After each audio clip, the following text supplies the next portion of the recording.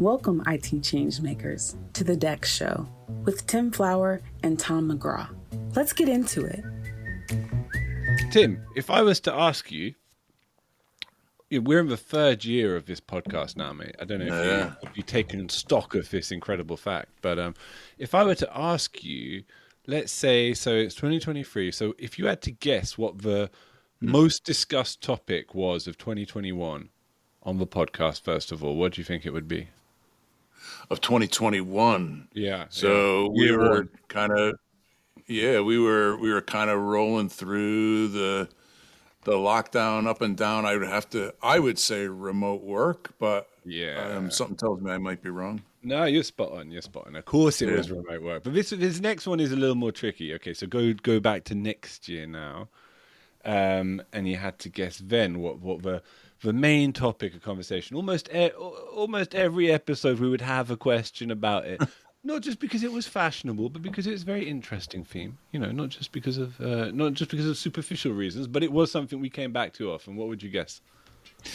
So last year we had a lot of conversation about IT teams collaborating with other teams, making the most out of employee experience. So I'm going to go with cross-team collaboration. Yeah, man. Yeah, spot on. Yeah, IT HR. That was what it was all about. Which is why I raised that for a reason as a way to introduce our guest, which I'll do in a moment. But before I do, what about this year? It's pretty obvious. We've had a dominant theme this year. What do you reckon? I think this year AI has taken over the world, right? I think it's legitimate. Every time we bring it up, though, if you can't see it on the pod, Tim's eyes roll a little bit. Like, not this one, not this again. But I'm like, people care. We care. It's genuinely interesting. But no, but I do. We basically, our guest today, the first time I came across his stuff, he was talking about HR and IT, and I felt a pang. I felt like, why has the industry abandoned this genuinely fascinating theme? And in fact, I think it's one of those themes which, it has its a bit like remote work. At the moment, remote work it's not really being discussed half as much, but we all know that's the future of work, right? Dispersed work is the future of work. It's just things have their kind of explosion into consciousness, and then they tend to settle down a bit, and then they tend to reassert themselves. And what I contest is that that's what's going to happen with IT and HR. So I want to finally get to introducing our excellent guest today. He's Greg Sanker. He's Principal Advisory Director at Infotech Research Group. And as I say, I really, really dig his appearances in other pods and some fantastic thoughts on the HR IT future. And so, Greg, welcome to the show, mate. It's lovely to have you on. Yeah, it's great to be here. Thanks for having me. And would you say I have that right, Greg? We'll get into HR and IT later. We've got some other things to discuss as well. But do you think I have a right analysis there that yes, it was everywhere, being discussed by everyone last year, but although it's fallen off the agenda a little bit, it's something that's going to have a really significant future for both practices, HR and IT, respectively. It really is, and unfortunately, AI is actually bringing that more to the forefront. We, as organizations, we have to become incredibly horizontal in how we do what we do, and so we jump on to big data, whatever the thing is, IoT. We jump onto these things, but yet we're building this growing groundswell of these are the tools that we use to get where we need to go, including different roles for HR and IT. 100%. And I'd like to assure the audience that in that particular moment, Tim's eyes did not roll at the mention of AI. We didn't get the standard reaction there. But look, Greg, let's hear a bit about. I was watching for that. We can see one another, so the audience knows, even if you can't see us. So before we get into some of the table affair today, Greg, you've had a very interesting and I would say eclectic career. So maybe give us a quick overview of that, where you've been, what you do, and what you do now. So I'm pretty sure eclectic career means how do you make sense out of it in retrospect, right? Let me tell you the story in brief, right? So I had the distinct privilege of joining Hewlett Packard Company way back in the early days, back when Madonna was popular, and that kind of prehistoric stuff, and I had a front row seat to to technology evolving. Within a year of working for that organization, I had a privileged account on a system that was on this thing called the internet. I had no idea literally where that was going, but it was fun. It was interesting.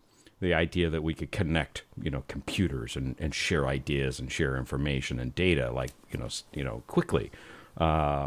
And I went through a series of roles at HP. I was there for 25 years, believe it or not. Nobody does that anymore. But each 2 years, it was a fundamentally different challenge. And what happens in a large organization like that that's very innovative is you have the opportunity to say, hey, I want to go try this. I want to get exposed to that. I was part of a team that implemented, voice response systems, the press one for this, the dreaded systems. But interestingly enough, I had a team, and I said, look, this is our goal. We want people to walk away from interacting with our phones and feeling like they've had a human experience with a human. Why? Because everybody hated those machines. And I got laughed at by the team, of course. But it's amazing how much that drove the decisions that we made and how we used technology. And I'm taking a minute to tell that story because it brings us all the way forward to AI and employee and customer experiences. It's always been about those relationships with humans, and what's the role of technology in doing that. So, I don't know if we succeeded at that, but it was if our mind is in that space, then we move forward. We weren't implementing technology for the sake of technology,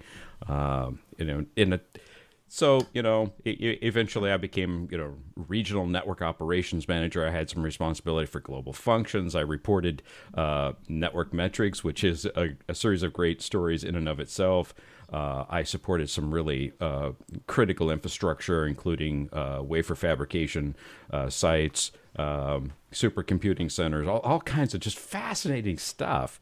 And then we consolidated in a lot of data centers across the U.S. into 3 main data centers, and at the end of that, predictably, it was like, okay, and which of those 3 locations are you going to relocate to? And that's when I decided that I don't think that's what I'm going to do.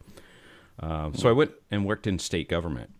It kind of went from Fortune 10 to 20 plus years behind in terms of thought leadership around information and technology and how things are being done, and tried my best to drive change and transformation. And frankly, I learned a lot about people and how they interact with technology, and to what degree the culture it is so intertwined with the success of the organization, both in its organizational performance, the experience that employees and customers have with technology. So I ended my career in state government with a couple of years as a CIO, which was a whole new level of learning. And then I moved into consulting and advising. And you guys know that I've been involved with the industry all along the way. So that's my eclectic career, and I think I think eclectic is probably a good term. I think so. I think it's a distinguished and eclectic career, Greg. Absolutely. I like that. Your mention of like the telephone service, you wanted to make it feel like interacting with a human being, right? You've just prompted something I want to ask you both.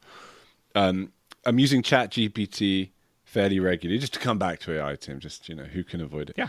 And I've noticed this really funny aspect of the way I engage with it. I'm incapable of not being polite. Right, so I'm like, I cannot not put please and thank you to Chat GPT, and is that a universal thing, or am I just singularly ridiculous?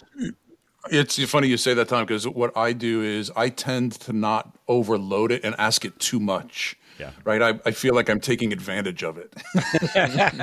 That's good. How about you, Greg? So you cold and hard with Chat GPT? I'm extremely polite to ChatGPT. Interestingly enough, I will ask it a question and I'll say, that is really good. Thank you. Can you add this to that? Or can you, do this other element? I think it is fascinating. They have kind of, I don't say they've mastered it, but they've really improved I feel like I'm dealing with the likeness of a human being. Yeah, 100%. We can go way out on the extreme on that. It's like, are we? Is there artificial intelligence? Does it exist? Is it self-aware? I don't know. Well, if it does exist, I'll let Tim decide. In the future, I feel like we're laying the foundations for thinking well of us. It'll be like these guys were polite. Yes. Yeah. They can live. That'll be we've done well there. Okay, right. We'll be spared because we were nice. Tom and Tim, they were great people. I think that very nice on the Chat GPT. So all right, so from then to now, Greg, what milestones? Let's say 3 milestones. If you had to pick out just 3, which significantly, in your view, changed IT as an industry during your career span. Wow. And Madonna's not one of them. No, yeah. Well, I was an you mentioned Madonna. I've been listening to Madonna this week. It's funny you mention it. Madonna's been on my playlist this week. She's got a lot of bangers as Madonna. It's great. She plays differently in retrospective than she did at the time, because I was more Van Halen than I was Madonna. Yep. I was a DJ at the college radio station for a while, and we were required to play new wave stuff, and this stuff that us guitar heads didn't really care so much about, and it was interesting because same thing with technology. It's like, okay, I'm operating in this silo here. I like this kind of music. I don't like that kind of music, and that whole mindset is what got IT into trouble. It's like, we're about technology. We deliver technology. Oh, by the way, we deliver technology, and it's up most of the time, 99.9 or whatever percent, as if that's the end goal. We did our part. Good luck with what you're doing with that piece of technology. And so I think the biggest transition is, if you go back far enough, technology was an unwelcomed replacement of or supplementing what was being done by humans. Like, put a general ledger onto a computer. Well, if the computer goes down, we still know how to do a general ledger. We can do that, but you can't now, right? So there's this transition from when it was redundant or different or automated to where there is no accounting without the technology. Similarly, streaming services. It went from, well, you can get your Netflix in the mail, or you can, stream them with this weird thing. And now there's no modern equivalent if you're not streaming. So the technology that supports the streaming, if it goes down for a millisecond, that's a problem, right? Whereas, you can ship DVDs, for an hour or 2 or 3 or even a day, we can recover from that. It's just the relationship between what technology does and how it supports the business is one of those points of inflection. Unfortunately, in many cases, we didn't actually make the mental mind shift from we're supporting the business to we are the business. We're part of the business. IT is a business capability. It's not an IT capability. It's not a necessary or unwelcomed addition. It is part and parcel with the business. I think that's the one we're still recovering from. That when along comes this, big data models, consumerization of technology.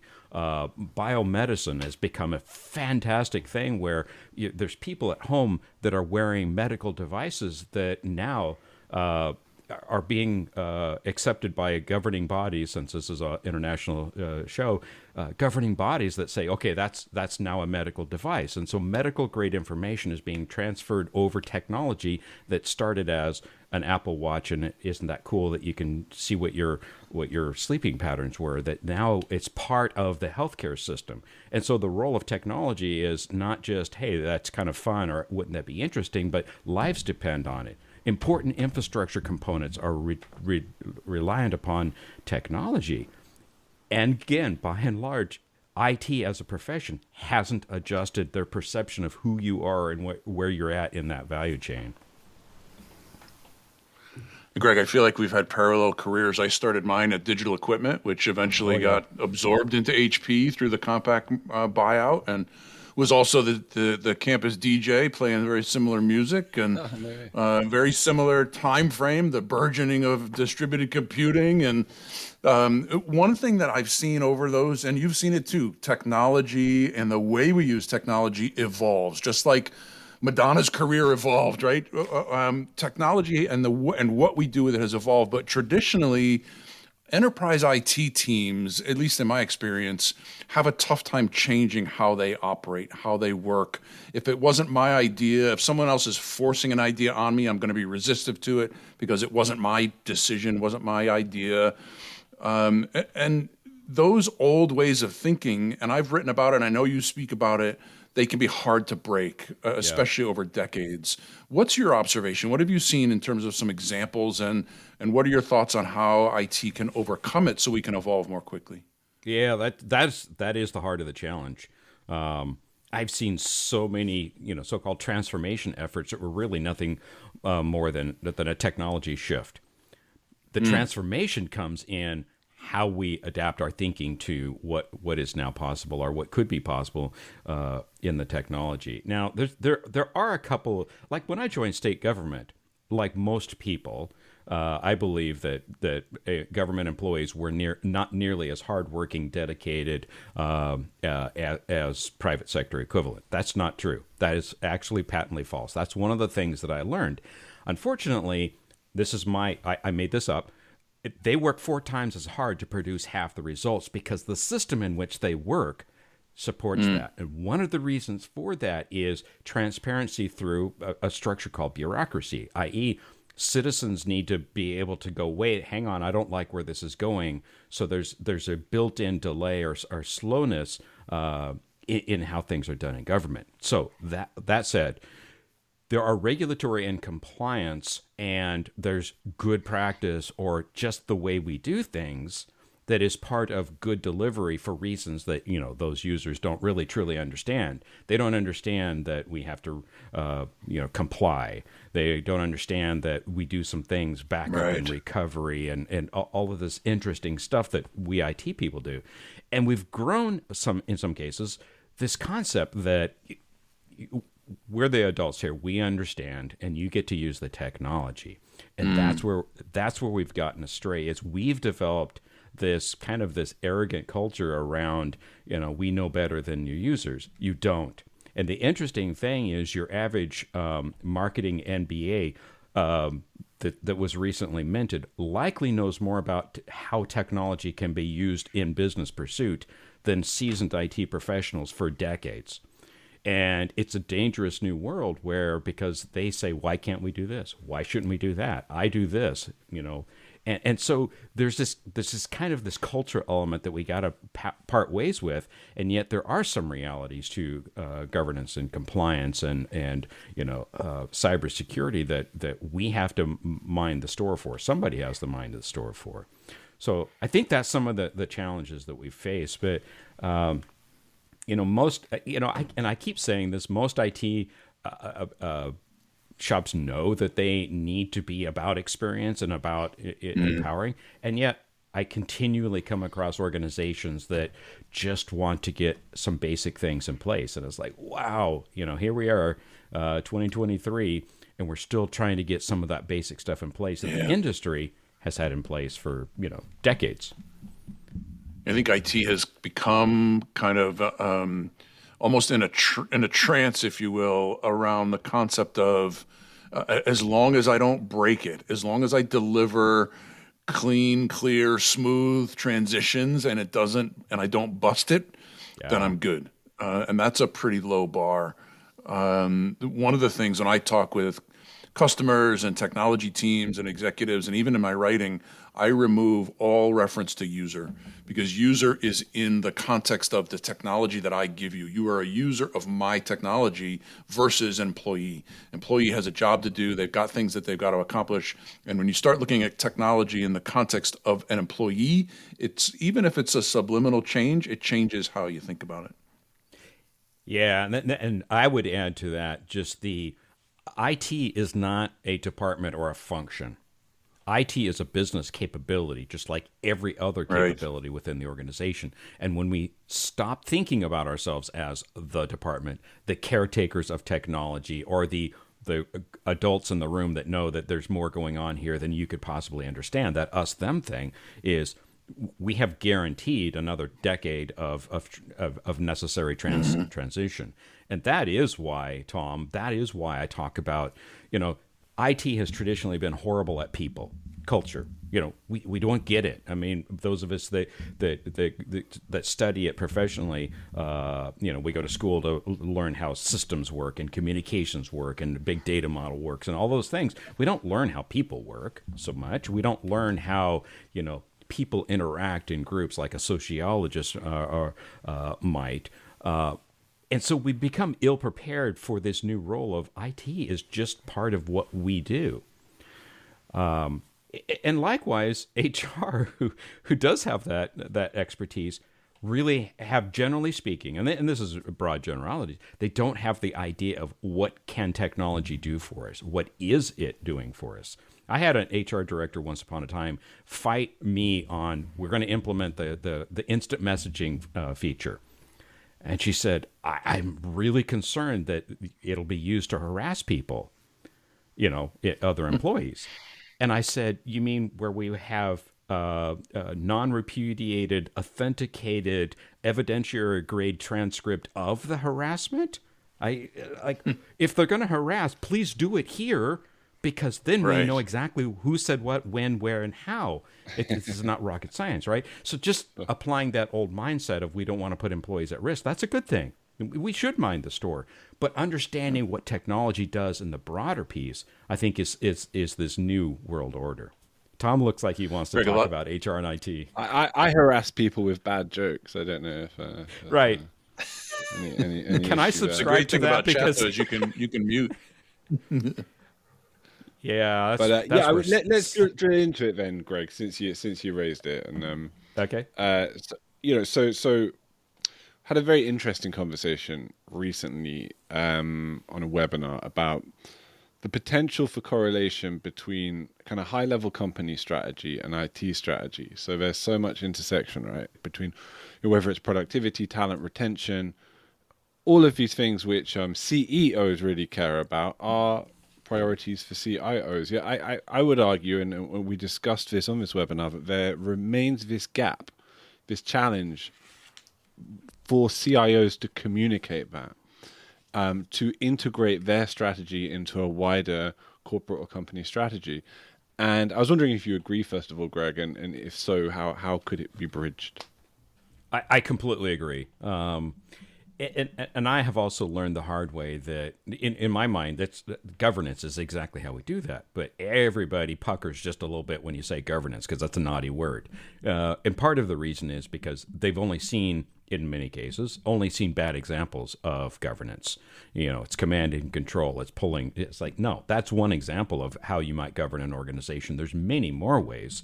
But every organization has an obligation to ensure that everything that we do, all of our investments, all of our resources, are maximized on achievement of outcomes that this organization set out to do. And we do that by having this consistent, ISACA calls it the goals cascade of, like, what are the corporate goals? What are the strategic IT goals? What are the tactical IT goals? And so that it cascades down to everything that we do. It doesn't so much matter to me how it's done, but it needs to be done so that the lag time between change of strategy and change of execution tactics is minimized as much as possible. We talk about agile organizations. And it's interesting how as soon as you say agile, it's like, yes, agile, iterative software development, DevOps, continuous integration, continuous delivery. It's like, no. I'm talking about agility of the organization. So how can we be agile when we're operating in 2 or 3 week sprints when our budget cycle is annual or quarterly? Or in state government, my government happened to be biannually. Every 2 years was a budget. It's like, holy cow, we don't know what's going to happen in 2 years. We have no idea. We don't know what the challenges that we face are. So we have to adopt agility in everything that we do, our finances and our governance activities. Are we moving in the right direction? We need to, for that level of agility, I used to talk the example of, if Formula One was managed the way we manage IT, we'd never get anything done because, all changes need to be change managed, right? That's an area that I talk about a lot, change management. And so out the driver goes, going through the gears, and the crew chief calls over the radio, "What are you doing? You've changed gears. You didn't get permission to change gears." And so, okay, you see where I'm going with this. And immediately you understand it's like, that is not workable at high velocity. Maybe if you were going 2 miles an hour, you might be able to operate like that. But when you're going 200 miles an hour, that doesn't work. You have to delegate decision-making authority to those that are in the pilot seat. And that's what organizations need to do. We need to create that line of sight, or that line of connection, where people know what they're empowered to do, what the guidelines and the structure is for the limitations, and that they have the skills to be successful at doing that. We need to invest in those skills as well. Your anecdote, I think that classic, typical CIO was a highly successful technologist. I was good at databases. I was good at coding. I was good at whatever, and therefore I've risen up the ranks, and now I'm the king of the techs. I'm the smartest tech in the room. But we didn't actually say, what are the skills that we need in our IT leadership? Communication, human interaction, culture, curating the culture, developing a governance and empowerment structure so that people can be successful. Those are the things that I think we're desperately missing. And we're doubling down on command and control. We're doubling down on bureaucracy and those things that are just standing in our way. And I think the really interesting thing is we have a new generation that's coming along that just says, I'm sorry, I got another job to do. I'm out of here. And then they just leave. So now it becomes a matter of survival. If you can't attract and retain the talent that your organization needs, and you don't treat them as a critical part of your business delivery, you're done. You close your doors and you're done. It's interesting that you talk about that because and I think you even mentioned it in your intro, Greg, the average lifespan of a CIO is about 2 years. Yeah. So they don't have a lot of time to develop strategy and then execute it before they're either themselves looking for something else or they're asked to look for something else. Yeah. How do you, and you outlined a little bit of it there in terms of the skills that they need, but how has the actual role changed over the last couple of years, or how should it have changed that maybe it hasn't yet, outside of just the skills they need? Yeah, so a CIO is the C is what gives it away. You're part of the C-suite, and your first and foremost commitment is to meeting the business needs of the organization. And I like to say you use technology if and as needed, but that's not your only. You're not a one-trick pony, or you shouldn't be. It's like, yes, we can solve problems with technology. We can also solve problems with a pencil and a Post-it note if that is a better solution for our organization. And so we have to be that adaptive. Mark Schultz likes to talk about the seat at the table. It's a great book, actually, but you get to the end of it and you're kind of scratching your chin going, yeah, and? Meaning like it's so self-evidently true and yet so infrequently practiced that it's a bit challenging. So reconceiving the role of the CIO as being at the C-suite. So here it is. So the people that listen to this pod are going to say, but our CIO reports to the CFO or some other VP or somewhere else. And it's like, okay, that's the first sign that technology is not being viewed as a strategic business capability. It's being viewed as a function or a department. So there's your first opportunity. It's like we have to change our perception of what IT is or what technology is within the organization. And CIOs can only do so much of that. They have to cast a much better vision. But part of the challenge that CIOs face is, whatever the status quo is, you got to deliver on that. And in some organizations, your technical debt, you're up to your nose in technical debt. And so just doing that takes all of your resources. And so you have nothing left to recast a vision, let alone produce success in its transformational activities. I've heard personally, it's like, why would we put you in this strategic function when, 3/4 of your incidents aren't resolved within the SLA? It's like, wow, those aren't even in the same ball game, but that's how you're perceived, is stay in your swim lane, bro, because you're not doing well there. So why would I put you anywhere else? And I think that's the challenge that CIOs face. So you said the average lifespan was 2 years. So I'm above average. Yay, I'm great.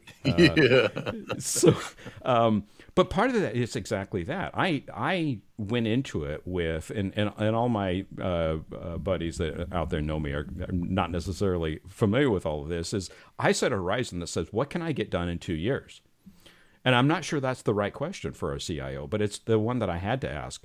And so I worked on the vision, the top line. What is the role of IT within this organization? What do you need us to be? And at the same time, I call it operational excellence. So does everybody else on the planet. But it was basically, we've got to do the fundamentals so well that we can't be criticized or perceived as poor performing on those things. And creating that tension was where I spent a great deal of time. I will tell you, I'll fast forward to the end of the story. That's done by empowering people. That's done by finding people who are really talented and really capable and setting them loose and giving them. I had one very young person who was really talented, and I said, "Go do this. Go be successful." I said, "You have air cover. I have air cover." And I'm just thinking, I'm just being totally supportive. And she walks out of my office, and then she comes back and she goes, "Okay, that's thank you. What is air cover? What does that mean?" And I just thought, oh my gosh. I said, it means I've got your back. That if there's fallout from this, it's on me. I got you here. You're not going to be hung out to dry on this thing. It's like, so there's that generational thing of like, does the next generation even understand the context, or does this generation understand the next generation's context? I think it's both. Fantastic. I was going to, Tim, should we do the last question as the penultimate one, which is highlighted as yours? And I think that's because I think it's a great way to round off it. So do you want to take that? Yeah, I'll jump into that. So, Greg, I was working with a prospective customer not too long ago, talking with the CIO, and I was shocked, just to go back to some of your comments about how a CIO needs to be strategic and move from strategy to execution quickly. And he communicated in that meeting, and as well as his team was very well aware of his number one priority, his top priority as CIO was to get a handle on their blue screens. And I thought, holy cow. If you're, how is that a strategic? I get blue screens are a problem to the business, but how is that moving the needle in any way as a CIO? Yeah. It was just kind of anecdotal to back up your commentary around CIOs need to be strategic. It was interesting, but let's kind of get to that, the meat of the kind of your what you bring to the table, this collaboration between IT and HR. And Tom said it at the top of the show. There was a lot of talk over the last year or two and a lot of interest around those common interests of IT and HR and the benefits of the teams working together towards a common goal. It all starts with senior leadership saying that we're working together and here's what we're doing. Here's the vision of the collaboration. It remains an exciting topic for us because we see that benefit, especially when technology can assist. But it does seem to have died down a bit in the marketplace as we talk to customers. Do you think it's going to resume and what excites you about where it's going, and the different disciplines that are needed to take it forward. Yeah, I do think it's entirely relevant. I think it is easily the most important element of moving technology into the next generation. Gen AI and some of the other, the big ticket items, they're getting the attention because they're glamorous, they're sexy, they sell, they capture attention. There's the dark side is like, are robots taking over the world? Deep fakes and all of these other things. Every day I see an article is like, 2/3 of college students are using ChatGPT to write their thesis papers and blah blah blah. It's like, oh my gosh, the world is falling apart. And maybe they're right to some extent. But this is the reality that we operate in. It only brings us back to that fundamental of we can't separate, or we mustn't separate technology from the culture in which it's used. And I don't even believe anymore that there's a wall between employees of organization A and employees elsewhere. Social has changed everything.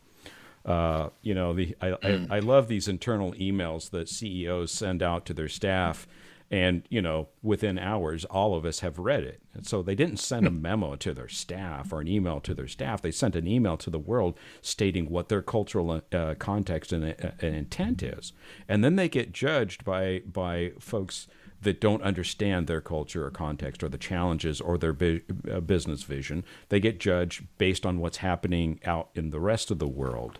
And that's a rapidly evolving space. So it's very challenging for anybody, but it's very challenging for somebody who spent time in the captain's chair where things were maybe less high velocity, where things were changing less frequently, where the cost of taking a misstep on social issues or climate issues or other things that people care about, where taking a misstep wouldn't cost you. Now it costs you dearly, as we've seen recently. So we need emotional intelligence in our leadership like never before. We need to have an awareness that you don't get to hide in the proverbial IT basement. That is not your role. Chasing blue screens is maybe not the highest use of your IT talent. I get that individual undoubtedly was told this is your number one challenge. I doubt that was self-assigned. And it's a statement of leftover frustration of IT still hasn't delivered on what they should have delivered back in the 90s, and so we're going to hold them to that as a gateway into the future, i.e. do your basics before we're going to let you at the adult table, right, so to speak. And that's where it brings me all the way back to what I have in mind when I talk about HR and IT is not unlike what we talked about DevOps. Remember when DevOps was like sweeping the nation, and your service management people were like, "No, you're going in the way," and the DevOps people were like, "No, you're in the way. You're holding everything up. Get out of here." And then somewhere along the way, it's like, well, both are right and both are wrong. So like what we really need to do is take the concept that was originally, which is Dev and Ops really ought to be working together.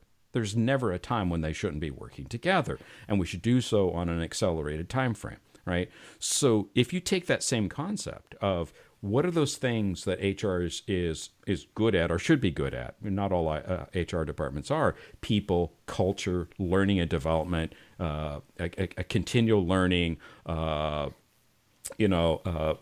just creating a culture that's going to be conducive to the results that we want to produce, which is a lot of continual learning. And back to continual learning, I don't mean here's your assignments on the LMS, go take your classes. I mean safe to fail. I mean empowerment, building safeguards into the organization, nurturing and incubating ideas, and allowing ideas to bring forward.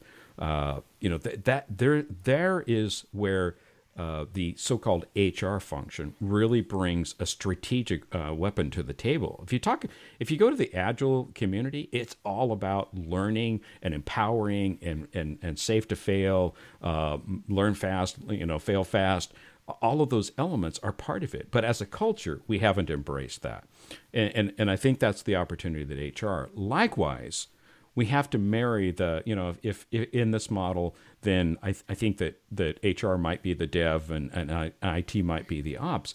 But it's not, you guys should meet for coffee and talk about, the chief human resources officer and the CIO should probably go out for coffee and, talk about, shared interests. Yes, you should.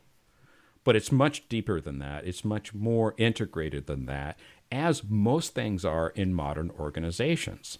I joined an organization once that support was over on that side of the building. There was locked doors in the elevators that you had to pass to get to the other side. So on day one, I love this story. On day one, I said, well, I'm going to go over to the engineering side and see what goes on over there. And I got this, and I waited for the laugh, and I didn't get it. I got greeted with a, what are you doing over here? I said, I just, new. I just want to, see who the engineering folks are. You belong on the other side. So it's like, spy. Okay. Yeah, exactly. So at that point, I said, because there was a coffee station on both ends. I said, okay, I know where I'm getting my morning coffee from on that end, right? And I made friends over there. Interestingly enough, that accelerated the dissemination of information, knowledge, and it's like, oh, you're gonna work on that project just because I made friends across the aisle. Also, I'm not being insincere. I like those people. They're fun people. There's a gentleman over there that built and rebuilt vacuum tube amplifiers and played in a band and just really interesting people, right? And so bringing down walls that are largely arbitrary is going to be part of that culture. So that's kind of the big vision. We can dive in as deep as you want, because I think there's a lot yet to be seen on how we actually go about doing it. Right. I think we may have to dive in another time, Greg. We're about out of time for our episode. Run away with us, mate. It's been a lovely conversation and fantastic to have you on. I have a proposal for you, Greg. Okay. You come back on next year to discuss AI. When everybody stopped talking about it, we will do a special deep dive with you. We're going to keep it alive. We'll keep it alive, mate. Everyone will have forgotten about it, but we'll bring it back. We'll bring it back. No. So glad you could come on, Greg. Yeah, It's been great. Really. Yeah, it's been great. Thank you, guys. Good stuff, Greg. To make sure that you never miss an episode, subscribe to the show in Apple Podcasts, Spotify, or your favorite podcast player. And if you're listening on Apple Podcasts, make sure to leave a rating of the show. Just tap the number of stars you think the podcast deserves. If you'd like to learn more about how NextThink can help you improve your digital employee experience, head over to nextthink.com. Thank you so much for listening. Until next time.